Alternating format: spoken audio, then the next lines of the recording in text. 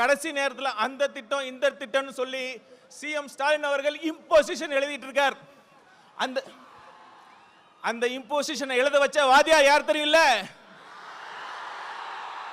CM Stalin அவர்கள் imposition எழுதிட்டு இருக்கார். அந்த இம்போசிஷனை எழுத வச்ச வாதியா யார் தெரியும்ல? நம்ம தலைவர். கொஞ்சம் நன்றி அண்ணா. தமிழ்நாட்டின் தலையெழுத்தை மாற்றப் போகிற 3 எழுத்து மந்திரம், அந்த 3 எழுத்து மந்திரத்திற்காக தன் பேருக்கு பின்னால் இருந்த 3 எழுத்து பதவியை தூக்கி வீசிவிட்டு தளபதி வழிக்கு வந்த கொள்கை பரப்பு பொதுச் செயலாளர் அன்பு சகோதரர் அருண்ராஜ் ஐஆர்எஸ் அவர்கள் இதோ வருகிறார்.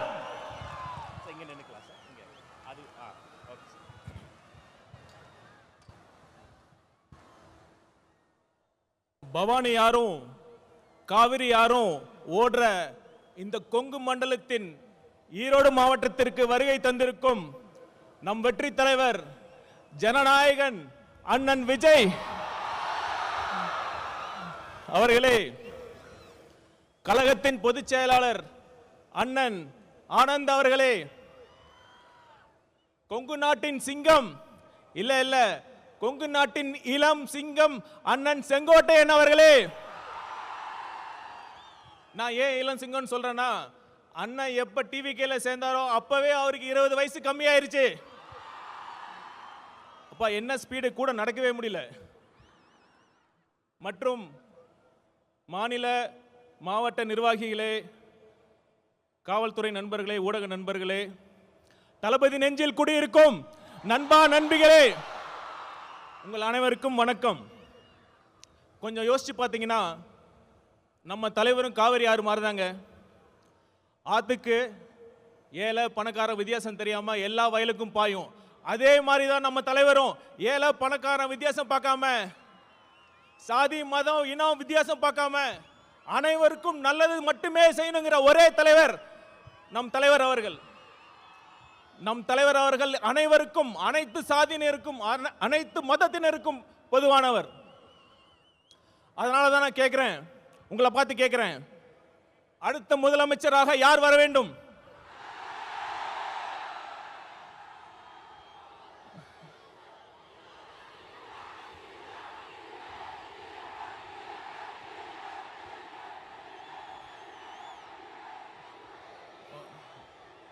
அதோட முக்கியமான கேள்வி, ஏன் நம் வெற்றி தலைவர் முதலமைச்சராக வர வேண்டும்?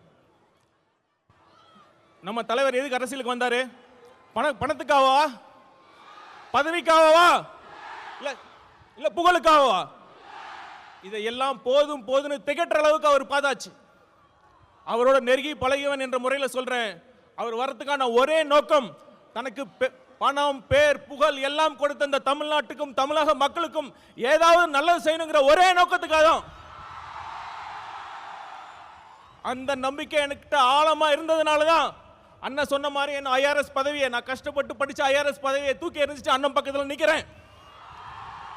அந்த நம்பிக்கை உங்ககிட்ட இருக்குல்ல?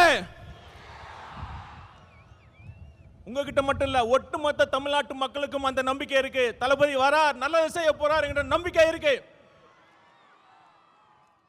அடுத்து இன்னொரு விஷயம், நம்மளை பார்த்து ரசிகர் கூட்டம்னு சொல்றாங்க. ஒரு நிமிஷம், அதுக்கு நான் சொல்றேன்.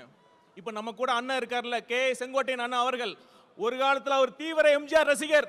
இன்னைக்கு ஒட்டுமொத்த தமிழ்நாடு மதிக்கின்ற ஒரு மிகப்பெரிய ஆளுமையாக இருக்கிறார் இல்லையா? இருக்கிறார் இல்லையா? அதே மாதிரி இந்த ரசிகர் கூட்டத்தில் இருந்து இன்னும் எத்தனை செங்கோட்டையன் வரப்போகிறார் என்பதை பாருங்கள். ஆனா ஒண்ணுங்க, ரசிகர் கூட்டமா கூட இருந்துடலாம், ஆனா அந்த திமுக மாதிரி கொள்ளையடிக்கிற கூட்டமா, சுயநல கூட்டமா மட்டும் இருக்கவே கூடாது. சரி, ஒரு சீரியஸான விஷயத்தை பத்தி நான் பேசுறேன். பகுத்தறிவு பகலவன் தந்தை பெரியார் பிறந்த மண்ணில், இந்த ஈரோடு மண்ணில் அது பேசுறது ரொம்ப பொருத்தமா இருக்கும். 1916ஆம் ஆண்டு நீதி கட்சி தொடங்குறப்ப அது முக்கியமான நோக்கம் என்ன தெரியுமா? 3% மட்டுமே இருந்த ஒரு குறிப்பிட்ட சாதியினர் முக்கால்வாசி அரசு பணியிடங்களை ஆக்கிரமிச்சிருந்தாங்க. நீதி கட்சியின் கொள்கையை ஃபாலோ பண்றேன்னு சொல்ற இன்றைய திமுக என்ன பண்ணிட்டு இருக்காங்க? 3% இல்ல, ஒரு குறிப்பிட்ட குடும்பத்திற்காக மட்டுமே, அந்த குறிப்பிட்ட குடும்பத்திற்காக மட்டுமே ஆட்சி செஞ்சுட்டு இருக்காங்க. அந்த குறிப்பிட்ட குடும்பத்தில் பிறந்துட்டா ஆட்சி, பணம், அதிகாரம் எல்லாமே. அப்படி இல்லைன்னா கடைசி வரைக்கும் திமுகவோட தொண்டனா உழைச்சி உழைச்சி கடைசி பதவி கிடைக்காம கடைசியில் சாக வேண்டியதுதான்.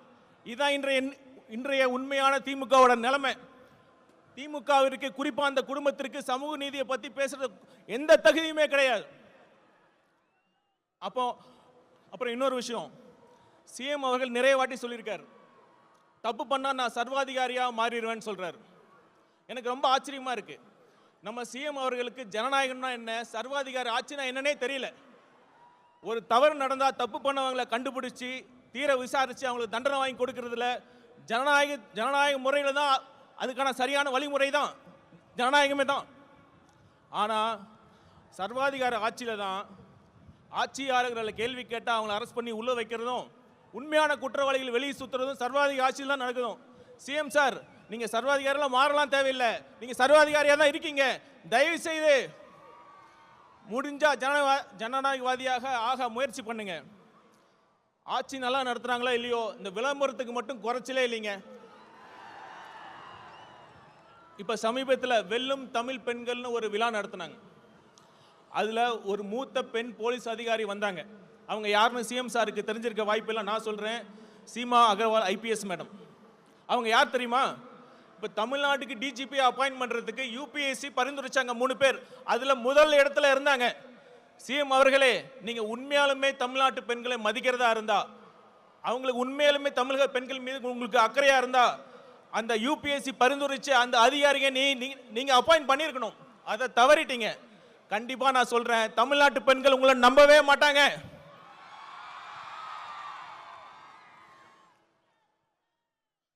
இவ்வளவு மோசமான ஆட்சி பண்ணிட்டு தேர்தல் நேரத்தில் மக்கள் வரி பணத்தில் அந்த திட்டம் இந்த திட்டம்னு சொல்லி இப்ப ஸ்டாலின் அவர்கள் கொண்டு வந்துட்டு இருக்காங்க. இது எப்படி தெரியுமா இருக்கு? பள்ளிக்கூடத்தில் பசங்க சரியா படிக்கலன்னா வாத்தியார் என்ன பண்ணுவாரு? சரியா படிக்கல, சரியா ஹோம்ஒர்க் பண்ணலன்னா வாத்தியார் என்ன பண்ணுவாரு? இம்போசிஷன் எழுத சொல்லுவார். அது மாதிரி 4.5 வருஷம் ஒழுங்கா ஆட்சி பண்ணாம கடைசி நேரத்தில் அந்த திட்டம் இந்த திட்டம்னு சொல்லி சிஎம் ஸ்டாலின் அவர்கள் இம்போசிஷன் எழுதிட்டு இருக்கார். அந்த இம்போசிஷனை எழுத வச்ச வாத்தியார் யார் தெரியல? நம்ம தலைவர். கொஞ்சம் பொறுமையா இருங்க. ஒரு நல்ல ஆட்சி எப்படி நடத்தணும்னு நம்ம தலைவர் அவர்கள் உங்களுக்கு எல்லாத்தையும் கிளாஸ் எடுக்க போறாரு. அப்போவாச்சும் பார்த்து கத்துக்கங்க.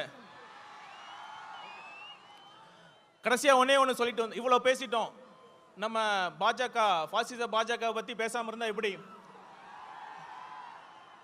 இப்ப ஏதோ ஒரு பிரச்சனை பண்ணிட்டே இருக்காங்க. இப்ப சமீபத்தில் மகாத்மா காந்தி தேசிய ஊரக வேலைவாய்ப்பு திட்டத்தோட பேரை மாத்தி விபிஜி ராம் அப்படின்னு கொண்டு வராங்க. இத மாநிலத்தோட நிதி பகிர்வை குறைச்சிருக்காங்க. அதெல்லாம் கூட அடுத்த விஷயம். நான் கேட்கிறேன், இப்ப இந்தியாவில் அனைத்து மொழிகள் பேசுற மக்கள் இருக்காங்க. எப்படி ஒரு ஹிந்தி பெயரை வைக்கிறீங்க?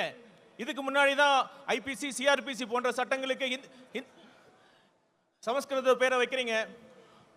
தெளிவா ஒன்று புரிஞ்சுக்குங்க, இது ஒரு கூட்டு குடும்பம். அனைத்து மொழிகளுக்கும் முக்கியத்துவம் கொடுக்க வேண்டும். ஆங்கிலம் என்பது ஒரு இணைப்பு மொழி. அதை நீங்கள் புறக்கணிக்க கூடாது, புறக்கணிக்கவும் விட மாட்டோம். இறுதியா ஒண்ணு மக்களை கேட்டுக்கிறேன். மக்கள் முடிவு பண்ணிட்டாங்க.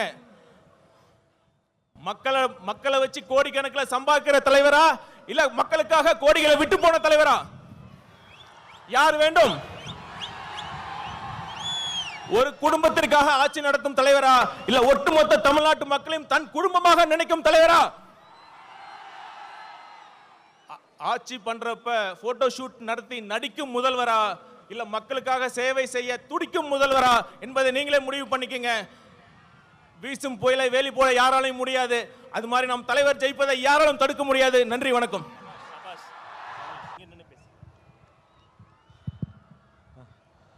கொங்கு மண்டல மக்களுக்கு என்னுடைய வணக்கங்கள்.